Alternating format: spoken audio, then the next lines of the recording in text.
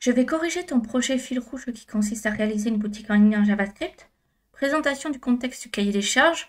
Présentation d'entreprise à l'origine du besoin. Chocopap est une entreprise de vente de chocolat qui possède plusieurs boutiques en France.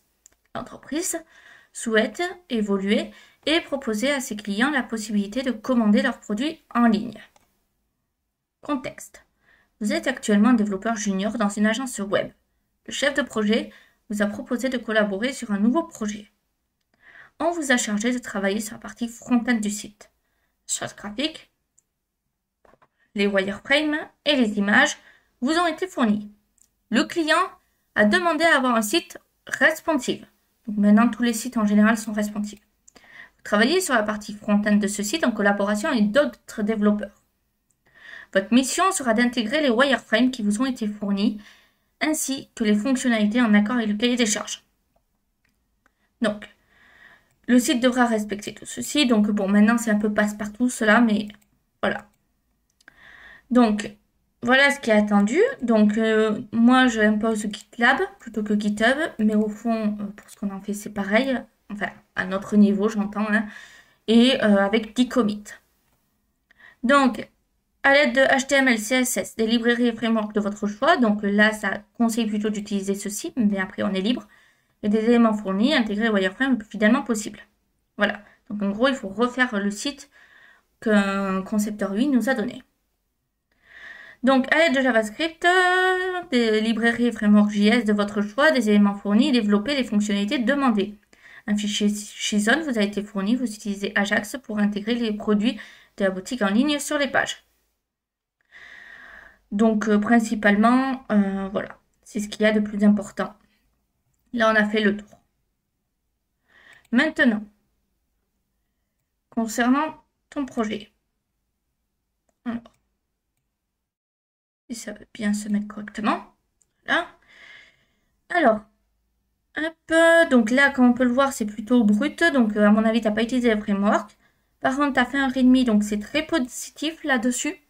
Donc ça, c'est très bien. Pour ce qui est des branches, par contre, c'est un peu moins bien parce qu'il n'y a que 2 branches. Alors qu'il faut en faire pour chaque fonctionnalité, pour chaque bug que tu rencontres, pour chaque correction en fait. Donc ça veut dire quoi? Ça veut dire que, là je vais te faire un dessin. Ceci, c'est ma branche main ou master. Peu importe, c'est la même chose. Voilà. Là, j'ai ma branche main. Toi, tu as fait une branche dev. C'est tout à fait possible, hein. Moi, je ne l'impose pas parce que c'est déjà suffisamment compliqué. Mais c'est une très bonne pratique. Donc, tu as fait ici une branche dev. Qui en soi, qu'est-ce qui devrait se passer?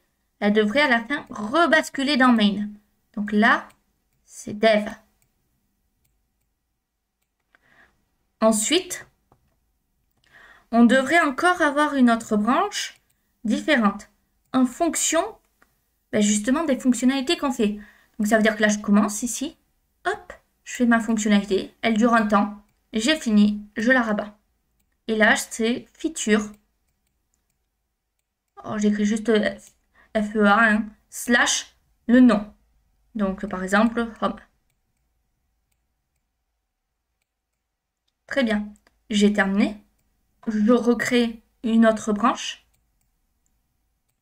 Et je la rabats. Et ainsi de suite, en fait. C'est comme ça qu'il faut coder.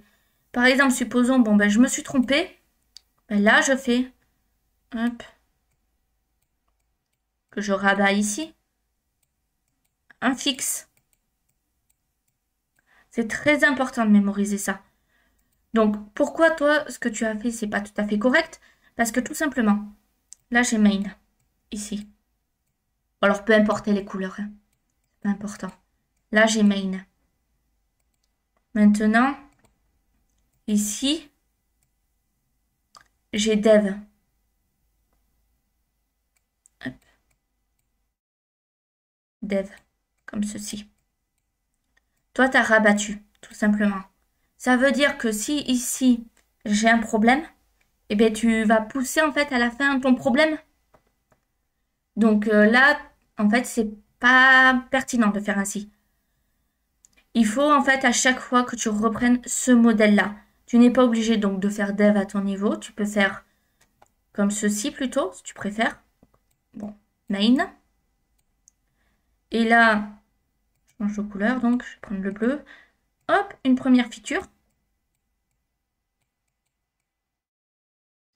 Et je rabats dans main. Et encore une autre.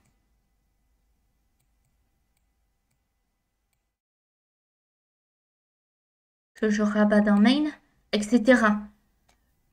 Mais tu ne codes pas tout sur une même branche et à la fin tu remets... En fait ça, c'est non. C'est pas comme ça qu'on procède. Ça oui, à la rigueur. Et ça oui, si on veut. Donc pour ce qui est de tes commits, donc c'est pas mal en soi parce que tu les as tous mis en anglais. Je remarque que tu as une syntaxe un peu particulière entre crochet. Donc tu as écrit ceci. Crochet, fit.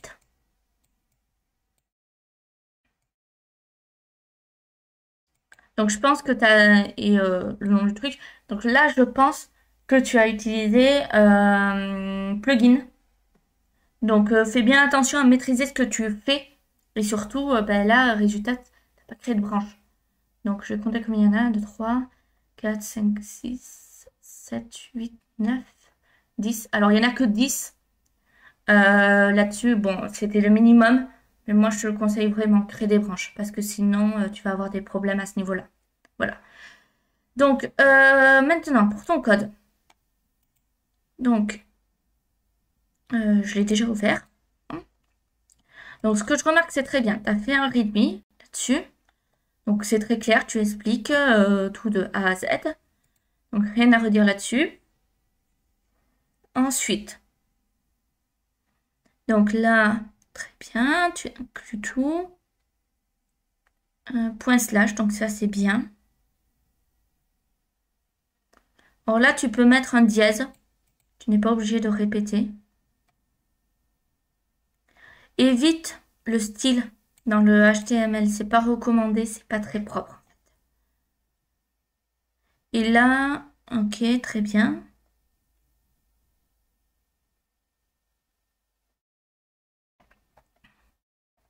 Ok. Très bien. Donc là, pareil, tu peux mettre un dièse.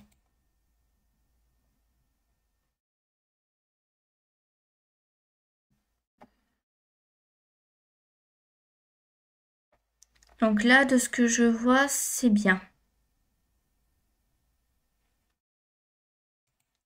Là, on a OK, les images.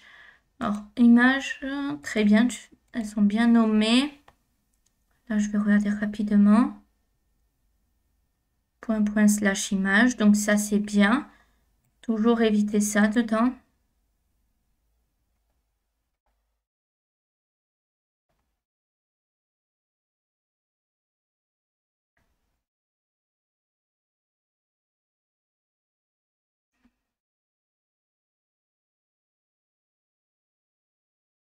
OK. Donc oui, c'est vraiment du brut.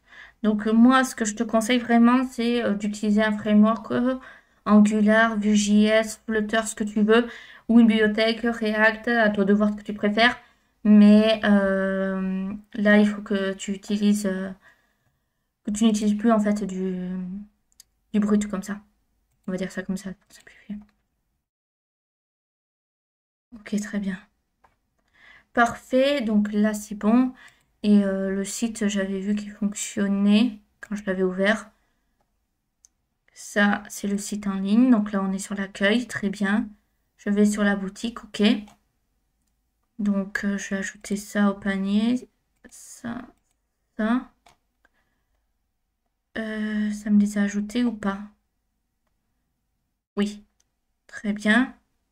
Alors, ce qui est étonnant, c'est qu'on ne peut pas saisir une quantité. Voir les détails. D'accord. Ah, c'est quand on fait voir les détails qu'on peut choisir la quantité. D'accord, ok. Je pensais que ça pourrait être là possible, mais... ok. Donc pour moi, c'est bon, il n'y a pas de souci. Alors, voyons voir le filtre. D'accord. Alors, on peut pas choisir plusieurs... Si, on peut choisir plusieurs filtres en même temps. Donc ça, c'est bien. Ok. Donc c'est très bien. Pour moi, pas de souci. Mis à part qu'il faudrait retravailler sur les frameworks ce projet plutôt que du JavaScript pur. Mais rien à redire. Continue comme ça.